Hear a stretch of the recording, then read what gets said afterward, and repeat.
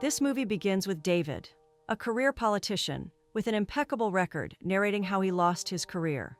Being a liberal and the party's leader, he fought hard to try to clinch the prestigious seat of the Prime Minister of Sweden. Being in the opposition party made the task Herculean, but his manifesto gained acceptance with a lot of citizens. On election day, David was coasting to victory, recording more votes. It seemed like a done deal for him. They even began putting together a cliché word for his acceptance speech. His team began pouring in congratulatory messages. All that was halted when a part of the Democrats, the Christian Democrats, popped out in full swing.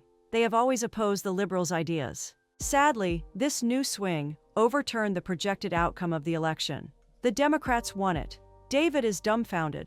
The loss ushered in 4 years that will likely make him politically obliterated. This has put the Liberal Party in jeopardy. David contemplates his next move alongside his wife Fia and Jürgen, his PA. David is so downcast that he is sure he'll never be able to have another shot at being prime minister. Fia tries to talk him out of the mood. She tends to be strong at heart in these situations, so she makes sarcastic remarks. Ingrid, David's mom, keeps calling. Fia answers the call and firmly states that David is indisposed to answer any calls. When Ingrid asks what the reason is, Fia says it's because they're making love. She then walks up to David and tells him the way to go. Going for the meeting and saying the right words is a baby step in getting his career back on track. David attends the meeting of liberals and does as Fia has advised. The next day, David receives advice from Fia and Jürgen on the day's task before each one goes their way. Coincidentally, David and Martin, a member of the Social Democratic Party, the ruling party, enter the elevator together. The gentlemen exchange weird pleasantries by stating their differences in ideology. Sadly, Martin has the last laugh as David steps wrongly and scatters the files in his hand all over the elevator. Martin smiles at him as he struggles to collect them and gather himself. At the office, while Fia and Jürgen argue, David pays no heed to them. His thoughts are focused on Martin and his style. He then asks to know Fia and Jürgen's thoughts on Martin. Fia, who is very outspoken, goes on about her dislike for Martin. Martin's ideology irks her. David knows that Fia won't allow him to do any sort of negotiation with Martin, so he quickly dismisses his recent admiration for him. Martin is home with Hugo, his gay lover, who's performing oral sex on him. Martin's phone rings, and he answers it, making Hugo upset. Martin always takes work calls to the detriment of their time together. As Martin continues on the phone, Hugo packs up Martin's suitcase and sends him away. In the wee hours of the night, Martin heads to his dad's house. Joseph is surprised to see him, but, of course, welcomes him in. Joseph assures Martin that he's open to Martin staying over for as long as he has to. The next day at the government complex, Martin goes over to David during lunch. They have a little chat before some woman comes to steal Martin away. David overhears Martin talking about attending the Green Party's gala slated for that evening. As Martin walks away, David's admiration for him wells up a little more. David has resolved to attend the gala. He's getting ready when Jürgen enters the room with information. He immediately tells Jürgen that he is heading for the Green Party gala. Jürgen laughs over it, thinking he's being teased, but David reiterates. At the gala, Martin sees David, and the two men walk up to each other for pleasantries. Again, David steps wrongly and stumbles, spilling his drink. Martin had hoped that David would come to the party. The men talk about a few trivial things like their taste in music. They happen to like a certain kind of music. David heads over to the restroom to clean up when a message comes for Martin. Edvard, the Prime Minister, wants to meet with him. He is hesitant at first, looking around as if he's waiting for David. At the Prime Minister's office, Edvard tells him that Sweden needs Turkey to join the EU. Martin doesn't quite believe that Edvard has summoned him for such a small matter. Meanwhile, David is back and somehow feels sad that Martin is out of sight. At home, Joseph and his mistress Hedden don't hide their affection from Martin. They hold each other sensually, planting feather kisses on each other's cheeks. It's evening. Fia goes through David's mail while David is uninterested. Fia hopes David will attend the Stockholm Liberals meeting, but he rejects it. Fia wonders why David isn't putting enough effort into his business as she does. She finds an email from Martin inviting David for dinner, and David shows interest. Fia is shocked, but doesn't stop him. David is at Martin's when Martin returns from his evening workout. He welcomes David in and prepares dinner for him. David is very interested in all Martin has to offer. David is eventually done eating. They smoke and share a drink while laughing about the differences in their party. They're getting serious about party differences when David remembers it's very late for him. He opts to go, and as he tries to step out, Martin kisses him on the lips. David stands like a statue, not knowing how to respond. He tries to deflect by continuing to talk about his policies when Martin kisses him again. This time, David enjoys it. Both men then go on to make love. The next morning, David wakes up to Martin making breakfast. The event of the previous day lingers in his head. Martin proceeds to kiss David again, before serving breakfast. David worries about the outrage his decision will cause within his circle. He even refuses to put it on his phone, but Martin encourages him. The phone comes on, and it's Jurgen who calls first, stating his displeasure with David's move. David lies that he's only carrying out a political negotiation. The call ends, and David states his worry. How does he tell people about his new sexual orientation? Martin argues that it's not a big deal. David says he wasn't expecting sex when he decided to visit Martin. Martin thinks otherwise. David's dad, Sven, has called to report that Ingrid is on the roof to protest its lack of repair. Martin then drives David there. Martin becomes very friendly to Ingrid. He even helps with the roof. This makes them stay much longer with Ingrid. Ingrid and Martin have a good chat. She confesses that Martin is a good and honest man. However, she fails to see that Martin and David are in different political parties. Martin and Ingrid spend the whole day in the basement teasing David and laughing over little things. David is bored as Sven is very focused on playing games on his phone. David walks into the basement telling Martin that it's time to go, but Ingrid opposes it. She says they've made the decision that Martin and David pass the night, sleeping in different rooms. That night, after everyone enters their room, Martin visits David in his room. He lies on the bed with David, who then jumps out of it. He can't risk making love with him in his parents' home. Martin teases him but assures him that all is well. They lay down on the bed and watch David's pictures as a kid, using a projector. Martin enjoys watching. He wants to know what David's sexual life was like as a teenager.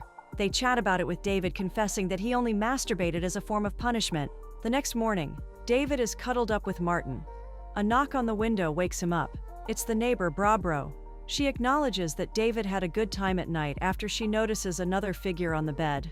She thinks it's David's ex-wife. David tries to dismiss her to avoid being caught in a web of bisexuality. Before leaving, Barbro advises David to stop being soft and always defend himself in the political space.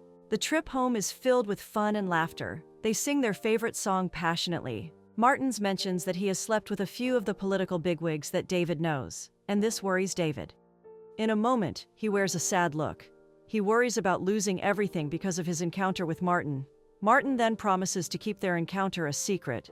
David hopes he does, as they continue their journey back. Martin drops David off. Before alighting, Martin promises to call very soon and confesses how much he already misses David. David is at home to hear Fia's rant. Jurgen had told Fia of the negotiation David mentioned earlier, and Fia is pissed. David calms her down by telling her he was at his parents' place. Martin and David spend the next few days checking each other out in meetings and public places. They steal stairs and make love in public bathrooms. They also share very intimate moments in Martin's home. David spends nights thinking about his next meeting with Martin. Moments with Martin turns out to be some of the best moments in his life. It's late evening, and David sets out to have dinner with Martin. Martin waits for David, but it's Hugo who shows up. Hugo still wants to have a piece of Martin even after the breakup. He begins flirting with Martin, whose rejection isn't firm enough. Hugo goes down as if to give Martin oral sex, and Martin just looks on, only calmly objecting. David walks in on them without alerting them of his presence. He soaks in his disappointment, and then leaves. He doesn't see when Hugo finally respects Martin's stance. David is back home. He meets Fia cleaning up after a bath. He then grabs Fia from behind, fondling her breast. Fia is surprised. It's not something she experiences in her marriage with David. She immediately reveals her awareness of David's sexuality. David tries to deny it, but Fia already knows. David gives in. He wonders why Fia hasn't said anything, choosing to stay with him. Fia says she found out during his intense campaign. Bringing it up would have spelled doom for the campaign. When Fia asks, David acknowledges his love for Martin. Sadly, Fia thinks it's best for all parties that he ends his affair with Martin. At the office complex the next day, David gives Martin a cold shoulder, making Martin worry all day. Martin's ability to focus in meetings becomes truncated. With David's phone line disconnected, he finds David. Upon inquiries, David lies that he wasn't taking whatever they had seriously. Martin argues that David isn't being sincere, but David reiterates it. Martin is heartbroken as he leaves. It's hard for David too. He now spends so much time alone in his thoughts. The bathroom has become a place for him to ponder. David takes Fia's advice to go on dating platforms and find a man. He does and ends up with weird men. He finally sees a much weirder man and sleeps with him. Much later, Fia sets up a meeting for David in Hungary. David is bored with Fia and Jurgen always being all over his business. He asks them to go on to the hotel while he meets them later. Fia protests, but David gets his way. David then gets lost in the streets of Hungary. Navigating his way back, he bumps into Martin, who is on a political assignment in Hungary. David can no longer maintain his barrier towards Martin. Martin then offers him dinner and he accepts. The two laugh and discuss intimate things on the not-so-serious date. David can't remember the hotel he's been lodged in, so he ends up in Martin's hotel room. The gentlemen kiss and make love all night. Over breakfast, Martin suggests that they go public with their relationship. David thinks it's a bad idea for him and his career. Martin promises to be there for him, but David isn't having that. He accuses Martin of being promiscuous, and this vexes Martin. A serious argument ensues, and David storms out, miraculously finding his hotel. David walks in on Fia and Jurgen having sex. He is lost for words. Days later, Martin confides in Edvard that he's been having an affair with the Liberal Party leader. Edvard thinks it's a bad move, as it will hamper his political growth. Edvard already wants him projected as party secretary. As time goes by, David and Fia decide to divorce. They go on to tell David's parents. Ingrid welcomes the news with arms wide open as she detests Fia. But then the news of her son being gay breaks her.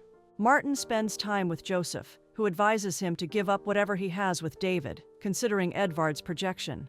Right there, as he tries to smoke a cigarette, he begins coughing and falls to the ground. Fia and David finalize their divorce but continue to work closely. David is preparing for a trip when Martin shows up. He infers that he could turn down the post of party secretary just to be with David. David doesn't want that. He owes his allies and followers loyalty. This breaks Martin's heart. On the trip, David mentions how he thinks his life is about experiencing a positive turnaround. Jurgen and Fia then give him the sad news. A wider section of party members is calling for his resignation. They don't see him fit to lead the party any longer. The failures of his life stare at him. Losing his political career, losing his family, and making his mom sad. None are what he expected. Martin shows up. Fia had arranged for it, knowing David's recent woes politically. While Jurgen and Fia excuse themselves, the two gentlemen go on to kiss and make up, damning any consequence that could arise from their decision.